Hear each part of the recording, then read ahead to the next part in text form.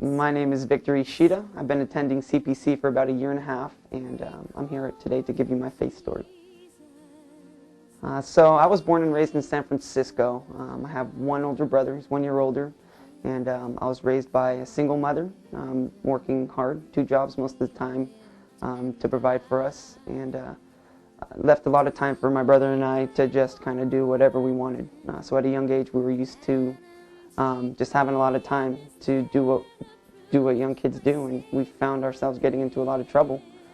I moved out of San Francisco when I was about 15 and a half. I lived in Brisbane, California. That's where I found myself going to school in Terra Nova. Got arrested for my first time when I was 16. After the year before, my brother went to Hillcrest, and I promised that I would never be in Hillcrest. I'd never put myself in that situation. And then the year later, I was in Hillcrest, and I was angry, sad, I was mad, I was up all night, kicking my door and punching my window, and I remember going in, being very mad, very angry, frustrated, and just being torn up. The next day, I woke up, there was a Bible in my room.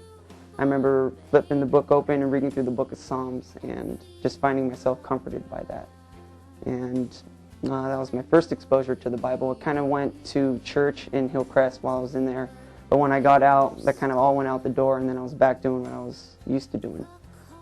It wasn't until I turned 21 and started dating a believer here at the church. I met her actually outside of church at a bar in San Francisco, and at the time she wasn't really walking with Christ, and we kind of lived and built our relationship on what we thought was right. And dated for 3 years, and what we were doing wasn't working, so we ended up splitting up. And at that time, I remember the conversations that I had with her dad while we were dating, and him trying to share his faith with me, and just kind of going in one ear and out the other. But then what I really remember about talking with her dad is that he was a lot like me when he was growing up, when he was my age. We have a very similar story, and he used to be a troublemaker just like me, and he was always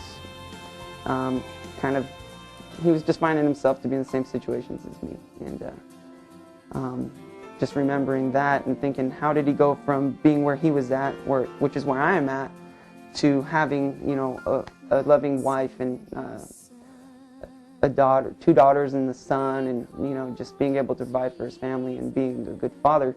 So then I started to ask myself, what does he have that I don't have?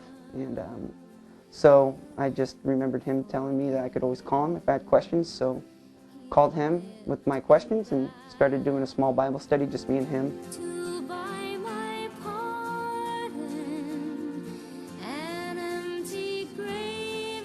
I don't remember exactly what the sermon was, but I remember that Mark, was just asking, if you're not a believer, just say this prayer with him.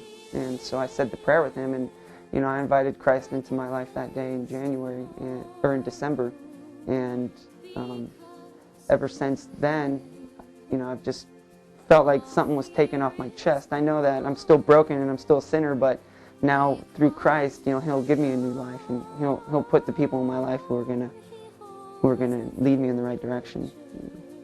So it was that day in December where I really gave my life to Christ, and then in January the Bible study started, and I remember going to Bible study and just being kind of uncomfortable with the whole new thing, because usually when I got together in big crowds, it usually revolved beer and pizza or something, and here it was the Bible and worship, so it was just different. And I remember showing up at the very last second at first, and then leaving as soon as the study was over, and progressively I started getting earlier and staying later, and now I'm the first one there and last to leave. And so it's just been a slow and steady process of God revealing Himself to me, and putting me on the right path, and taking all the garbage out of my life and replacing it with stuff that can be praised by Him.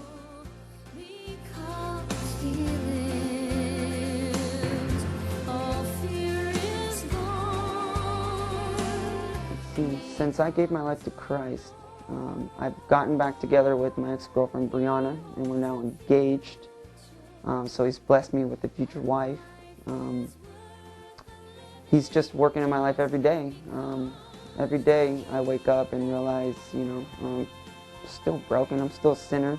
I still need God, and I have to be reminded of that. And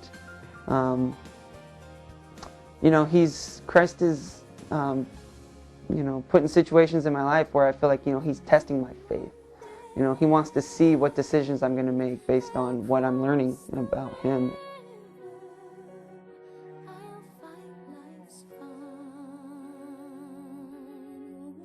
Christ's sacrifice on the cross, you know, to me, took me a while to really understand, you know, that God sent His Son to live this perfect life and to die on the cross on behalf of my sins and everyone else's sins. And it's just, it can be overwhelming sometimes to think about it. It's almost unbelievable that this really happened, you know. And when I actually remind myself, you know, Jesus died on the cross for my sins, you know, it just gives me a lot of hope about life, that no matter how much we sin or how broken we are, that we can always come back to the cross and to what Jesus did on that cross. And the fact that we're saved by grace, that sacrifice of Jesus on that cross meant that I can, you know, I can pray and I can repent for my sins, and that I won't be thrown into hell for messing up. Knowing that He died on the cross for me is just been huge as far as my hope and being positive on the future, even when I slip up, knowing that I can always come back to Him.